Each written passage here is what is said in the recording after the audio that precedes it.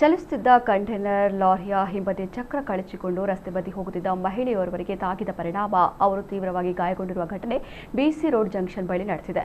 ಚಾಲಕ ಸಲೀಂ ಎಂಬಾತ ದುಡುಕುತನ ಹಾಗೂ ನಿರ್ಲಕ್ಷ್ಯದಿಂದ ಲಾರಿ ಚಲಾಯಿಸಿದ ಪರಿಣಾಮ ಹಿಂಬದಿಯ ಚಕ್ರ ಕಳಚಿಕೊಂಡಿದ್ದು ಪ್ರೆಸಿಲ್ಲಾ ಅವರ ಮೇಲೆ ಎರಗಿದೆ. ಇದರಿಂದ ಅವರ ತಲೆ, ಭುಜ, ಬೆನ್ನಿಗೆ ಗಾಯಗಳಾಗಿವೆ. ಇನ್ನು ಇವರನ್ನ ಮಂಗಳೂರಿನ ಖಾಸಗಿ ಆಸ್ಪತ್ರೆಯಲ್ಲಿ ದಾಖಲಿಸಲಾಗಿದ್ದು ಚಿಕಿತ್ಸೆ ನೀಡಲಾಗ್ತಾ ಇದೆ. ಬಂಟ್ವಾಳ ಸಂಚಾರಿ ಪೊಲೀಸ್ ಠಾಣೆಯಲ್ಲಿ ಈ ಬಗ್ಗೆ ಪ್ರಕರಣ ದಾಖಲಾಗಿದೆ.